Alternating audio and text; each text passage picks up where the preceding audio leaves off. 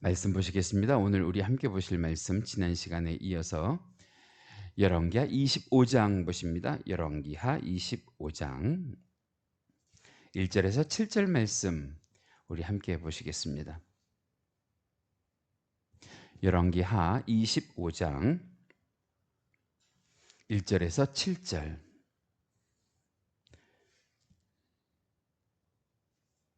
제가 가지고 있는 성경은 구약성경 606페이지부터 있습니다. 열왕기하 25장 1절에서 7절.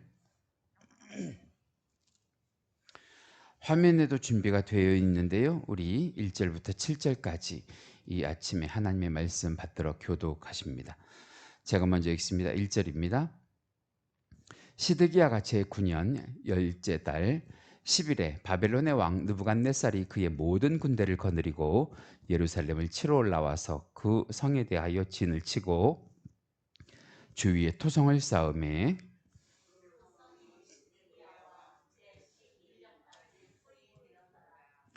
그 해 넷째 달 9일에 성중에 기근이 심하여 그 땅 백성의 양식이 떨어졌더라.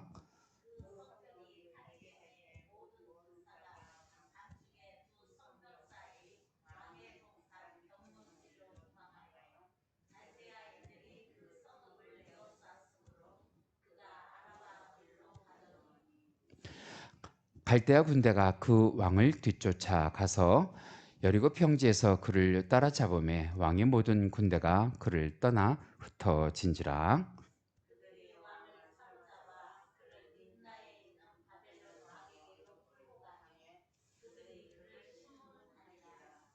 함께 읽으십니다. 그들이 시드기야의 아들들을 그의 눈 앞에서 죽이고 시드기야의 두 눈을 빼고 놋 사슬로 그를 결박하여 바벨론으로 끌고 갔더라. 아멘. 기도하시겠습니다.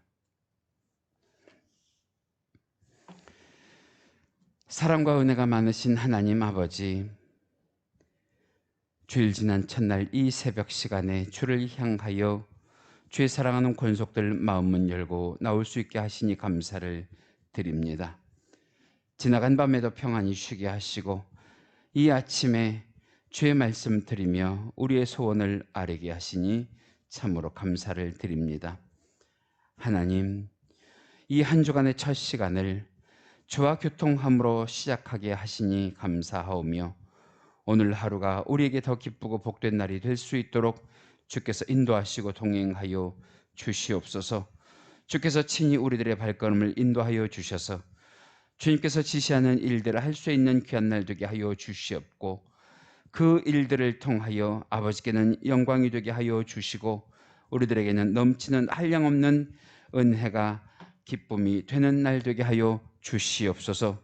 그리하여 오늘도 우리가 잠자리에 들기 전에 우리 주 하나님 아버지를 기억하며 기도할 때 오늘 하루를 되돌아볼 때에 오늘 하루도 주께서 함께 하셨음을 바라보며 감사하는 하루가 되게 하여 주시옵소서. 오늘도 우리를 깨워 우리 주 하나님 아버지 앞에 예배하게 하심을 감사하며 또한 이 시간 이 자리에 나올 때에 빈손으로 나오지 아니하고 귀한 예물 드려 하나님을 영화롭게 하게 하시니 감사를 드립니다. 감사함을 드립니다. 정의금 권사님 범사에 감사합니다. 하나님, 우리 귀한 권사님에게 날마다 크고 작은 감사의 거리들을 주시니 정말 감사를 드립니다. 하나님, 더 큰 감사를 허락하여 주옵시고 우리 주 하나님 아버지 앞에 영광 돌릴 수 있는 믿음 되게 하여 주시옵소서. 일천번째 예물 김국태, 김금생, 김은석, 박선경, 김서연, 김희연, 김우현, 김정희, 이혜인, 이창문, 배명춘, 정의금, 배동희, 배교훈, 배교빈, 하나님 귀한 예물 드려 하나님을 영화롭게 하는 권속들마다 하늘의 신령한 복과 땅의 기름진 복과 신원의 강건함을 더하셔서 백배, 천배, 만배의 영육간의 복을 허락하여 주옵소서. 처음 시간입니다. 마치는 시간까지 우리 주님 홀로 영광 받아주시기를 간절히 바라오며 이 모든 것 우리 주 예수 그리스도 이름 받들어 기도하옵나이다. 아멘. 할렐루야. 자, 오늘 우리가 열왕기하 25장, 열왕기하의 마지막 장이죠. 25장 1절부터 7절 말씀 함께 읽으셨습니다. 제가 말씀의 제목을 모두에게 책임이 있습니다. 모두에게 책임이 있습니다로 정했습니다. 많은 사람들이 모여 사는 공동체 안에서 일어나는 문제는 어떤 특정한 한 사람만의 문제가 사실은 아니에요. 사실은 아니죠. 예를 들어서 어떤 가정에 위기가 닥쳤다 그래도 자식이 부모 탓만 할 수 없고요. 부모가 자식 탓만 할 수 없고요. 또 부부가 서로의 탓만을 할 수가 없어요. 모두의 책임으로 받아들여야 문제의 심각성 그리고 문제의 현실을 보게 되고요. 그래야 어떻게 해야지 그 문제가 해결이 되는지 또 어떻게 해야지 사는지 그 방법이 보여요. 그렇게 본다고 하면 한 나라가 잘 살고 못 사는 것도 사실은 대통령 한 사람의 문제가 아니죠. 예. 대통령 한 사람의 문제가 아니죠. 한간은 그런 말 있잖아요. 대통령을 잘 뽑아야지 된다고. 그런데 대통령을 아무리 잘 뽑아 놔도 국민들이 그것을 견제하지 않고요. 국민들이 그것을 감시하지 않으면 그 나라는 잘 살 수가 없어요. 그러니까 나라가 잘 살고 못 사는 것도 대통령 한 사람의 문제가 아니라 국민 전체가 책임을 져야 할 그런 일입니다. 그런 면에서 오늘 우리가 읽은 이 본문을 보시면 드디어 남유다가 멸망을 해요. 그런데 이 남유다가 멸망하는 것은 오늘 말씀 가운데 나온 이 시드기야 왕 한 사람의 문제가 아니고요. 사실은 왕 한두 사람으로 인해서 이 남유다가 멸망하게 된 것이 아니란 말이에요. 그동안 켜켜이 쌓아온 여러 가지 문제들이 골마 터져서 결국은 그 나라가 멸망을 하게 되는데 한번 되짚어 보면 하나님의 뜻대로 못 살았던 왕들이 있겠지요. 그리고 하나님의 명령을 제대로 전달하지 못했던 영적으로 바로 서지 못한 주의 종들, 선지자와 제사장들이 있겠죠. 조금 더 나아가서는 제가 말씀드린 것처럼 그 왕이나 주의 종들을 제대로 견제하고 제대로 감시 못했던 누구에게도 책임이 있어요. 백성들에게도 책임이 있겠죠. 오늘 우리가 읽은 이 열왕기하 25장 이 마지막 장은 남유다가요. 어떤 나라예요? 하나님이 택하시고 하나님이 세우시고 하나님이 사랑하셨던 이스라엘이에요. 이스라엘. 이 이스라엘 백성들, 이 이스라엘 나라의 종말을 기록하고 있는데 이 이스라엘이 고대 이스라엘이 어떻게 시작한 나라냐? 하나님께서 한 사람을 부르셨잖아요. 아브라함 한 사람을 부르셔서 그 아브라함 한 사람을 택하시고 그리고 세우시고 사랑하셔서 그를 통해서 나라를 이루시고 지금까지 이스라엘이라고 하는 국가를 유지하셨는데 그 이스라엘이 북이스라엘과 남유다로 나뉘어서 북이스라엘은 기원전 721년에 망하고요. 그리고 남유다, 오늘 제가 말씀드리는 이 남유다는 기원전 586년에 망해요. 특히 오늘 우리가 읽는 본문이 유다의 마지막 왕 시드기야의 슬픈 마지막이 기록이 돼 있어서 더 마음이 착잡한데 오늘 성경을 좀 보시면 시드기야가 어떤 종말을 맞은 왕이냐 하면 오늘 본문 6절 그리고 7절에 기록이 되어 있습니다. 우리 함께 읽으실까요? 화면에 있어요. 시작. 그들이 왕을 사로잡아 그를 림나에 있는 바벨론 왕에게로 끌고 가매 그들이 그를 뭐하니라? 신문하니라. 7절. 그들이 시드기야의 아들들을 그의 눈앞에서 죽이고 시드기야의 두 눈을 빼고 사슬로 그를 결박하여 바벨론으로 끌고 갔더라. 이것이 한 일반 백성의 최후가 아니에요. 남유다를 대표했던 시드기야라고 하는 왕의 최후인 거예요. 그런데 이 남유다의 역사는 여기서 끝이 나요. 하지만 나라가 망하는 것보다 더 가슴 아픈 것이 무엇이냐? 유다 백성들을 견딜 수 없게 했던 것이 무엇이냐면 나라가 망한 건 둘째치고 하나님의 성전이 유린당하고 파괴당하는 일인 거예요. 이스라엘 백성들에게 있어서 이 성전은 무엇의 상징이냐? 하나님 임재의 상징이에요. 하나님 임재의 상징. 하나님께서 이스라엘 백성들에게 성막을 만들라고 하신 적이 있잖아요. 출애굽기 25장 22절에 보면 그 성막을 만들라고 하신 이유가 간단 명료하게 말씀드리면 그거예요. 내가 거기서 너와 만나고, 출애굽기 25장 22절에 있는 말씀이 내가 거기서 너와 만나고, 다시 말하면 이 성막이라든지 성전은 하나님께서 이스라엘 백성들을 만나주시는 그런 장소였어요. 그래서 이스라엘 백성들이 솔로몬의 성전을 사랑했어요. 그리고 남다르게 남유다의 예루살렘 안에 이 이스라엘 솔로몬의 성전이 있는 것을 자랑스럽게 여겼어요. 여기에 누가 계신다? 하나님의 임재가 계신다. 그래서 하나님께서 그 강권적인 역사로 나라가 망해도 이 성전만은 파괴되지 않게 지키실 줄로 믿었는데, 중요한 건 나라가 망하는 날 성전도 함께 유린당하고 파괴가 됐단 말이에요. 오늘 우리가 읽지 않은 본문이긴 하지만 조금 뒤로 가시면 9절 말씀에 이런 말씀이 있습니다. 우리 함께 읽으실까요? 9절 시작. 여호와의 성전과 왕궁을 불사르고 예루살렘의 모든 집을 귀인의 집까지 불살랐으며. 이렇게 지금 철저하게 예루살렘 성이 그리고 솔로몬의 성전이 유린당하고 파괴당하는데도 하나님이 눈 하나 깜짝하지 아니하시고 아무런 조치도 하고 계시지 않는 거예요. 정말 이 성전이 파괴당하고 불타는 것을 이 유다 백성들이 보는 것이 얼마나 고통스러웠는지 몰라요. 그것을 기록하고 있는 성경이 있는데 그 밑에 내려가시면 13절 그리고 14절에 기록이 되어 있습니다. 우리 함께 읽어보실까요? 시작. 갈대아 사람이 또 여호와의 성전의 두 놋 기둥과 받침들과 여호와의 성전의 놋 바다를 깨뜨려 그 놋을 바벨론으로 가져가고, 또 가마들과 부삽들과 부집개들과 숟가락들과 섬길 때에 쓰는 모든 놋그릇을 다 가져가매. 다시 말하면 불태운 것도 모자라서 그 불태워서 쓰러진 성전 건물 안에 들어가서 성전의 기물들을 약탈해가요. 아니, 성전의 기물들 뿐만 아니라 성전을 두루두루 뒤져서 돈 될 만한 것들은 다 지금 도륙질해 가요. 다시 말하면 그날 이 유다 백성들은 성전의 파괴만 본 것이 아니라 그 성전이 파괴당하고 유린당하고 있는데도 잠잠히 침묵하고 계시는 누구를 보게 되는 거예요? 하나님을 보게 되는 거예요.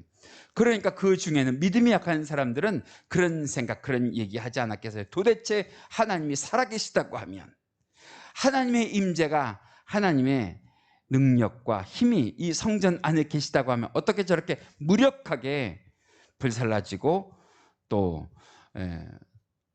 도적질 당하고 모든 것들을 빼앗길 수 있을까? 물론 코로나 때문이기는 하지만 대한민국의 기독교 역사상 예배를 폐쇄 당하기는 올해가 처음이에요. 사실은 역사가들의 말에 의하면 일제강점기에도 예배는 멈추지 않았다고 그러고요. 6.25 동란 때도 교회 예배는 드려졌다고 그러는데, 이 코로나 때문에 교회 예배가 길게는 2달, 짧게는 몇 주 이렇게 지금 폐쇄당한 거예요. 간섭당한 거예요. 지난 10월 31일 할로윈 대회라고 해서 이태원, 강남, 홍대 쪽에서 지금 많은 인파가 몰려서 어쩌면 재확산, 재감염의 위험이 있을지도 모른다. 이것이 이제 일주일 아니면 2주 상간으로 이 확산 속도가 있다 없다, 재감염이 됐다 안 됐다를 가지고 또 이 사회를 통제할지 몰라요. 신경이 쓰이는 일이에요. 신경이 쓰이는 일인데 기도할 것은 하나님, 이것을 통해서 코로나가 재확산되지 않게 하시고, 또 이것을 통해서 정치권이 방역을 목적으로 교회를 유린하지 않게 해달라고 우리 기도해야 돼요. 기도. 그럴 때 믿음이 굳건한 분들은 이럴 때가 우리가 더 기도해야 될 때다 그러겠지만, 믿음이 약한 분들은 조금 전에 제가 말씀드린 것처럼 남유다의 솔로몬의 성전이 파괴당할 때 하나님이 뭐 하고 계시냐 말이죠. 하나님이 어디 계시냐 말이죠. 우리들이 그동안 믿음으로 지켰던 이 성전을 이렇게 철저하게 파괴당하고 불살라지도록 하나님께서는 무엇이냐 말이죠 하고 회의하는 사람들이 나올 수 있으니까 그것을 위해서도 우리는 기도를 해야 됩니다. 그런데 중요한 거요, 제가 말씀을 준비하면서 하나님의 입장에서 한번 생각을 해봤어요. 하나님의 입장에서 왜 침묵하실까 말이죠. 왜 침묵하실까? 하나님이 정말 침묵하고 싶으셔서 침묵하셨겠어요? 하나님이 정말로 아무 소리도 내지 않고 싶으셔서 참으셨겠냐고요?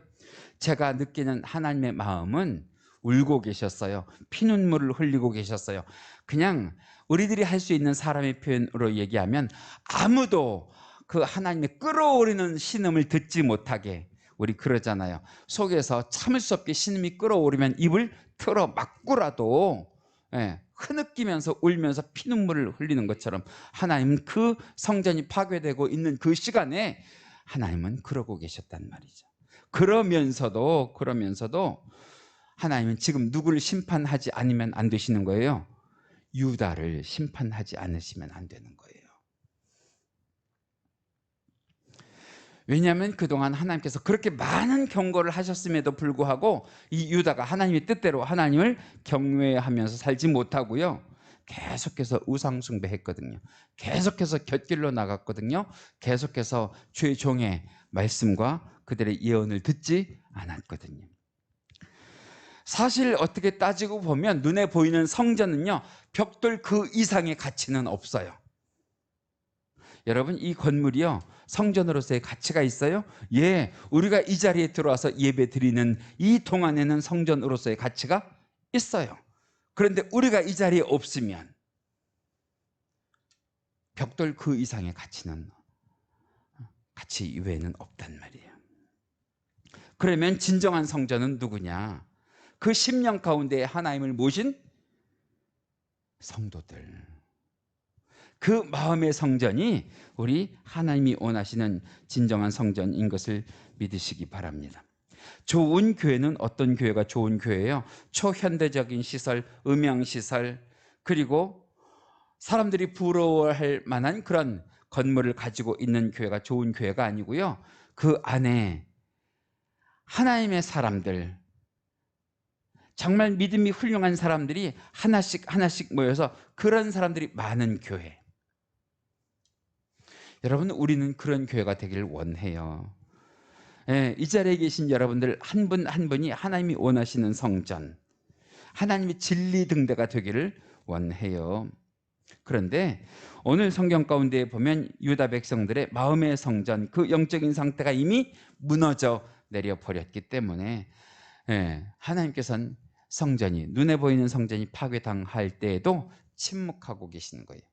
그것을 보면서 누가 좀 깨닫기를 원하시는 마음으로, 유다 백성들이 깨닫기를 원하시는 마음으로, 하나님이 보실 때 아무리 돌로 잘 쌓아 올린 그런 성전이라고 할지라도 그 속에 누가 들어있지 않냐면 하나님을 경외하고요, 하나님을 사랑하고요, 하나님의 말씀대로 살려고 하는 영혼들의 성전이 들어있지 않으면 그 건물은 조금 전에 제가 말씀드렸던 것처럼 벽돌에 불과하단 말이에요. 벽돌 건물에. 다시 말하면 하나님께서는 이제 이 유다 백성들 그 누구에게도 하나님을 향한 희망을 찾아볼 수 없기 때문에 성전이 불타고 유린당하고 파괴당하더라도 그냥 손 놓고 계셨던 거예요. 그런데 중요한 거, 지금 우리가 사는 이 시대에도 교회가 많은 욕을 먹잖아요. 주의 종들이 많은 비난을 당하잖아요. 교회를 다니는 사람들이 많은 손가락질을 당하잖아요. 더군다나 믿지 않는 사람들뿐만 아니라 믿는 사람들 가운데도 교회가 우리 정말 이러면 안 된다고 스스로 누워서 침 뱉는 그런 사람들이 한 사람씩 두 사람씩 생겨나고 있잖아요. 우리가 이럴 때 직시해야 될 것이 무엇이냐면 건물이 교회가 아니란 말이죠.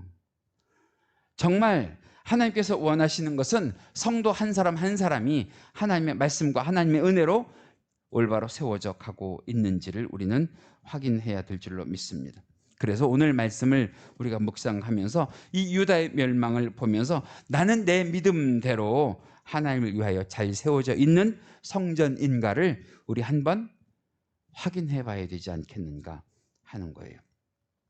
중요한 거는 우리가 그것을 깨닫고 우리가 다시 회개하고 우리가 다시 회복하고자 하면 하나님께서 우리를 그땐 침묵하지 아니하시고 도우실 줄 믿습니다. 도우실 줄 믿어요. 하나님이 세우시면 돼요. 그 말씀이 어디 있어요? 시편 말씀 보실까요? 시편 127편입니다.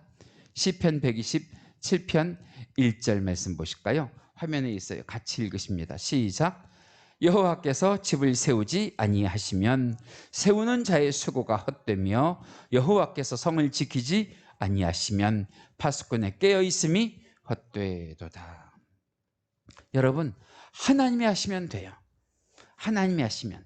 하나님이 우리를 사랑하지 않으시는 게 아니에요. 하나님이 우리를 아끼지 아니하시는 게 아니에요. 하나님은 우리들에게 기회를 주시는 거예요. 다시 회개할 기회를 주시는 거예요. 다시 회복할 기회를 주시는 거예요. 다시 교회를 세울 수 있는 기회를 주시는 거예요. 그래서 교회가 다시 하나님의 뜻과 하나님의 마음대로 세워지면 그때는요, 하나님은요 어떻게 하실까요? 그 교회를 파괴하고 그 교회를 불사르고 그 교회를 유린했던 사람들, 세상을 심판하실 거예요. 심판하실 거예요. 하나님이 그들이 좋아서 교회를 파괴하고 유린하고 불살르도록 보고 계셨던 것이 아니에요. 누가 중요하기에?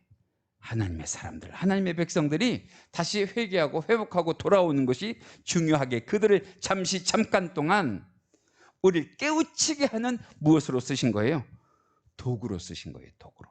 그 도구는 목적이 다하면, 수명이 다하면 그 다음엔 아무것도 아니에요. 분명히 우리가 기도할 거예요.